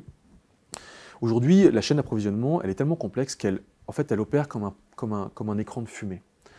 En fin de chaîne, le constructeur, et ça vaut aussi pour le constructeur de batteries de voitures électriques, peut dire, écoutez, moi je suis désolé, mais à N+1, moi je suis à N+14, je ne maîtrise rien, quoi. C'est la responsabilité de mes sous-traitants. Et ça, c'est de moins en moins possible dans un monde de ressources dont on comprend qu'elles sont en tension, dont on comprend qu'il peut y avoir des risques de pénurie sur les approvisionnements, et c'est pour ça que les ressources sont de plus en plus critiques selon la Commission européenne, et on voit les acteurs de l'économie qui ont besoin de ces matières premières vouloir en fait sortir du toyotisme, le just-in-time zéro stock, et au contraire remonter en amont la chaîne d'approvisionnement et la sécuriser en étant présent dès en fait, l'amont minier. Et on le voit notamment sur les batteries de voitures électriques, et ce ne serait pas impossible qu'on le voit également sur les batteries de téléphones portables. Si vous devez, comme le fait Elon Musk, Tesla, remonter la chaîne de valeur, enfin redescendre la chaîne de valeur, pour en fait contrôler, sécuriser vos approvisionnements en amont, alors vous êtes beaucoup plus directement responsable des conditions d'extraction de ces minerais en amont. Même si ce n'est pas Tesla Mining qui opère littéralement la mine, pour autant cet écran de fumée est moins susceptible de fonctionner, et donc peut-être que dans cette configuration-là, alors effectivement la responsabilité en fin de chaîne du producteur de produits finis est davantage engagée. Là, pardon, mais c'est un peu mouvant juridiquement sur ce point-là, je n'ai pas forcément assez d'éléments, il y a toujours une question qui est compliquée. Oui, puis qui nécessite des expertises, mais en tout cas, des éléments sont dans votre livre également. Une question sur les modes de sensibilisation du grand public, on va dire, et pourquoi pas, dit un de nos participants, et merci de cette question, d'imaginer une campagne du type 5 fruits et légumes par jour, pour sensibiliser notamment les jeunes, et les moins jeunes d'ailleurs, parce que maintenant tout le monde est consommateur. Quels seraient les bons types de campagnes, les bons registres, les bons leviers pour des actions de communication? Alors on voit l'État français se saisir à bras-le-corps de la question des réseaux sociaux, parce que notre démocratie est en jeu. Donc 5 informations vraies par jour, Je ne sais pas. Le fact-checking qui est cher aux journalistes, de vérifier et de lutter contre notamment les dérives complotistes. Aujourd'hui, c'est peut-être sous cet angle-là qu'on commence à se soucier de ce qu'est la consommation saine ou malsaine de ces outils numériques. Quand nos démocraties et le socle commun sur lequel nous vivons collectivement, qui s'appelle une information vérifiée et fact-checkée, lui-même est fragilisé. Et donc, je pense que on peut voir à l'avenir, mais en tout cas, cette question de la prise à bras-le-corps, notamment par l'État français, l'encadrement des réseaux sociaux et la question du fact-checking, etc., qui aujourd'hui doit être qui est davantage prise en main par Facebook lui-même, qui, pour la présidentielle française, met en place toutes sortes d'outils pour protéger contre la désinformation, et etc. Régulation, et puis il y a des réglementations que vous évoquez qui sont en discussion, non seulement en France, mais aussi au niveau européen. En tout cas, sous l'angle de l'encadrement de la précision, de la justesse, de l'exactitude de l'information sur les réseaux sociaux. Mais ça pose une question qui est hyper intéressante et qui est encore plus large. C'est quoi un bon usage d'Internet versus un mauvais usage d'Internet ? On peut faire le parallèle avec l'alimentation. On sait que si on va chez McDonald's, plutôt que d'aller manger une salade de fruits, on peut dire qu'il y a un bon usage de l'alimentation ou un mauvais usage de l'alimentation pour notre santé physique. Mais c'est pareil pour notre santé mentale sur Internet. Oui, c'est ce qui est induit par cette question. Il y a une forme de diététique numérique. Mais absolument, et comment se mettre au régime numérique et comment considérer qu'il y a des formes de consommation des services numériques qui sont bonnes pour la santé physique, mentale, versus pas bonnes pour la santé physique, mentale. Allez faire un sondage à la sortie de l'IJPDE sur précisément la question de savoir si TikTok est bon pour la santé physique et mentale. Moi, je connais à peu près la réponse. Allez faire le même sondage à la sortie d'un lycée français. Moi, je connais aussi la réponse. Ils vont vous dire, les jeunes, mais grâce à TikTok, j'ai pu avoir des relations sociales avec mes amis pendant la période de confinement. Et donc, en fait, c'est quoi ce qui est bon et ce qui est mauvais pour nous ? C'est hyper compliqué comme question, mais je pense que cette question-là qui est posée est hyper intéressante parce qu'elle ouvre en fait un débat qui non plus technique, qui nous positionne non plus en tant que consommateurs, mais qui est un débat politique, qui nous positionne en tant que citoyens sur le bon ou le mauvais usage que nous allons faire demain de ces technologies-là. Est-ce que demain, il y aura des interdits ou des limitations d'utilisation d'Internet parce que collectivement, nous aurons considéré que tel usage est bon, tel usage est mauvais ? Question, que ferons-nous du métavers demain ? Est-ce qu'il y aura un débat collectif sur ce que le métavers peut nous apporter de bon, peut-être, et ce qui nous apportera de moins bon ? Et comment est-ce qu'on modèle et on modère, et on module, voilà, c'est ça, nos comportements en conséquence. Mais ce sont des questions qui sont absolument immenses. Oui, et on est au début de quelque chose qui a à voir avec la pédagogie et où l'école, sans doute, a un rôle qui va devenir central pour les générations qui arrivent. Absolument. Et de ce point de vue-là, vous voyez des choses émerger du point de vue éducatif, la loi, même embryonnaire. Alors moi je suis pas assez calé pour vous faire un pitch sur la question de l'éducation à ces sujets-là sous l'angle de l'éducation à la qualité des contenus dans les écoles. Je ne les connais pas, je n'ai pas d'enfants personnellement, donc je ne sais pas. En revanche, sur l'éducation à la pollution de ces sujets-là, c'est une des grandes avancées de la loi RIN du 15 novembre 2021, puisqu'il est écrit à l'article, je crois, dès tous les premiers articles, qu'il faut que l'école, il faut que dans les écoles, on éduque les écoliers, je crois, dès le collège, à cette question de la pollution numérique. Et également, il est fait mention des écoles d'ingénieurs dans lesquelles des formations spécifiques doivent être mises en place, peut-être d'ailleurs via votre organisme, qui sait, pour former les étudiants des écoles d'ingénieurs à la question de la pollution numérique. Oui. Puis il y a tout un enjeu également de sensibilisation, voire de formation des enseignants eux-mêmes, peut-être aussi. Je ne l'ai pas vu dans la loi RIN, mais peut-être que... qui dit éducation des étudiants, il y a forcément formation des enseignants. Oui, et puis tout ne passe pas forcément par une loi, parce qu'il y a aussi un volontarisme des institutions concernées pour intervenir dans tel ou tel domaine d'éducation future. Une question nous est posée sur l'usage des vidéos. Alors les vidéos, je vois dans votre... annexe 7 de votre livre, cher Guillaume, le chiffre phénoménal. En une minute, sachez qu'en une minute, il y a 4,7 millions, donc près de 5 millions de vidéos visionnées en une minute sur notre planète. Alors, je dirais même sur YouTube. Je pense que c'est spécifiquement sur YouTube. Ce qui veut dire que le reste, en fait. ça doit être phénoménal. Et alors, y a-t-il un bon usage des vidéos ? Parce que c'est aussi l'un des canaux sans doute de pollution numérique. Alors, c'est une question qui est vraiment importante parce que 60% du trafic Internet, c'est la vidéo. C'est un chiffre du Shift Project, un think tank français qui est très sérieux et qui nous donne ce chiffre-là.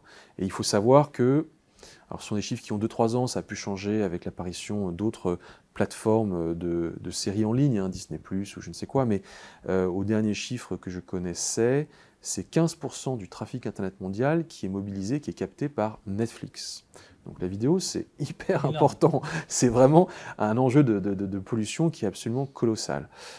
Qu'est-ce qu'on fait concrètement? Alors je ne rentre pas sur le débat, encore une fois, Internet futile, Internet utile, parce que c'est un débat qui est vraiment citoyen, mais il y a peut-être donc deux choses qu'on peut faire, vraiment des aspects très pratico-pratiques. J'ai mentionné que la vidéo regardée sur le Wi-Fi est beaucoup moins polluante que la vidéo regardée sur le 4G. C'est énorme la différence. C'est énorme, 23 fois moins d'électricité. Et par ailleurs, il y a aussi un sujet qui est souvent évoqué, qui est souvent répété par les associations qui parlent de pollution numérique. C'est celui qui consiste à baisser la qualité de la vidéo. De ne pas regarder la vidéo en HD, mais de la regarder en moyenne ou en basse définition, ce qui, quand on est sur un téléphone portable, ne change absolument rien. Et donc, en fait, c'est pas facile, hein, parce que les fournisseurs de ces services ne vous proposent pas par défaut le format le moins défini. Ils vous proposent le format le plus défini. Ouais. Mais sur un écran de 4, 5, 6 cm, ça ne change pas grand-chose de changer la résolution. Et donc ça aussi, c'est un geste écologique qui est assez simple à faire et qui est chiffré. Hein. C'est chiffré notamment par... je le mentionne dans le livre à un moment, je mentionne le gain que ça peut générer. Pareil sur Zoom. Tiens, peut-on se passer éventuellement de vidéos sur Zoom? Est-ce qu'on est tous obligés de se regarder à chaque fois sur ce type de communication-là? Ou est-ce qu'on se passe de la vidéo sur Zoom? Ça peut faire une vraie différence également. Et donc d'être dans simplement le sonore ou oui, absolument. Et en plus, je trouve ça très agréable parce que je commence à trouver relativement dictatorial de devoir absolument être bien coiffé, toujours bien nickel, avec ma chemise bien boutonnée. Surtout à chaque fois que je parle à quelqu'un. Au téléphone, on peut faire ce qu'on veut. Et là, tout d'un coup, en fait, ça devient vachement intrusif, Zoom. Et maintenant, par défaut, quelquefois, on est obligé de se connecter sur Zoom. Mais je ne suis pas forcément disponible sur Zoom. Je suis dans un taxi, je suis dans le métro. Le téléphone, ça fonctionne. Et en plus, ça n'utilise pas de vidéo. Enfin, restez là encore quelques minutes, s'il vous plaît. Mais c'est vrai que pour les usages futurs, on peut imaginer que, comme les podcasts d'ailleurs sonores ont un succès fou et quelque part remplacent l'image, on peut imaginer que le son soit plus important et peut-être moins énergivore. Et il y a un exemple qui est intéressant, c'est écouter de la musique sur YouTube. C'est une grande partie de la pollution vidéo, alors qu'en fait, vous ne regardez pas l'image. Vous écoutez juste la musique. Et donc, de façon un petit peu automatique, on va sur YouTube écouter de la musique. Et en fait, c'est juste le dernier truc à faire, en fait. Parce qu'on va consommer de l'image, alors qu'en fait, on est juste là pour le son. Donc, passons par Spotify, par exemple. Voilà, quelques petits exemples sur la vidéo. C'est important, c'est important. Donc, en tout cas, je ne sais pas s'il y a encore quelques questions, mais on tient à vous remercier de votre présence, de votre participation, même à distance, que ces sujets-là sont majeurs pour l'avenir de nos sociétés. Et encore une fois, la France et l'Europe ne sont pas en retard d'une évolution, même s'il faut l'accélérer. Et nous sommes dans des périodes d'accélération et des mutations de nos comportements, qu'ils soient citoyens, qu'ils soient politiques ou entrepreneuriaux, puisque les entreprises sont évidemment concernées par ces évolutions. Je ne saurais trop vous conseiller le livre de Guillaume Pitron, donc... voici donc l'enfer numérique, voyage au bout d'un like. On apprend des tas de choses. Vous avez vu pendant cet entretien, c'est 90 minutes pour le lire, était passionnante avec beaucoup de choses qui nous ont été mises en lumière et éclairées. Donc c'est aux éditions Les Liens qui libèrent et vous avez une foultitude d'informations et qui peuvent participer de votre débat public à chacun et à chacune autour de vous, quelles que soient les catégories dans lesquelles vous intervenez, que ce soit citoyenne, administrative ou entrepreneuriale. En tout cas, merci beaucoup. Merci beaucoup aussi, bien sûr, à l'IGPDE et à l'IPEC pour nous avoir réunis aujourd'hui. Et on espère avoir été utile à finalement la conscience collective qui doit évoluer sur ces sujets. Merci beaucoup, Guillaume Pitron. Merci également. Merci à vous tous pour cette organisation. Bonjour à tous, à toutes. Je suis Jean-Charles Bab, responsable du département DEVECO, développement économique, qui organise les rencontres économiques et puis le 90 minutes pour le lire, auquel vous venez d'assister. Je tiens tout particulièrement à remercier M. Guillaume Pitron, M. Jean-Philippe Moinet pour cette séquence absolument captivante. Merci également à toutes et tous pour votre participation. Vous étiez 180 participants, ce qui est une très très belle réussite pour nous. Pour aller plus loin, je vous invite à mon tour à lire le livre L'Enfer numérique de Monsieur Pitron, que j'ai moi-même dévoré tant il fourmille d'informations passionnantes. Donc la lecture en est extrêmement intéressante et enrichissante. J'ai appris des tas de choses et je ne serai probablement pas le seul. Merci beaucoup. Alors j'indique qu'un exemplaire est disponible au centre de ressources documentaires de l'IGPDE au 4e étage de cet immeuble. Donc auprès. Ouais. Je vous renvoie aussi à la webographie sur les impacts environnementaux du numérique, donc disponible sur le site de l'IGPDE. Et vous allez recevoir par mail un questionnaire d'évaluation. Donc merci de nous donner votre avis sur cette séance. Ça ne prendra que quelques minutes. Et je me permets de vous donner rendez-vous donc pour nos prochains événements. La rencontre économique du 17 mai le matin, qui portera sur le thème « Comment se débarrasser des énergies fossiles et développer les énergies renouvelables dans un monde en crise », donc qui colle de manière brûlante et aiguë à l'actualité. Donc en partenariat avec Economics, le laboratoire de recherche en sciences économiques de l'Université Paris-Nanterre. Et un peu plus d'un mois après, le 21 juin, le matin également, en partenariat avec le CAE, Conseil d'analyse économique, se déroulera la rencontre économique sur l'innovation pharmaceutique, comment combler le retard français. Toutes les autres dates sont à retrouver sur le site de l'IGPDE et notre catalogue de formation. À très bientôt et merci encore, messieurs. Merci encore. À vous. Merci.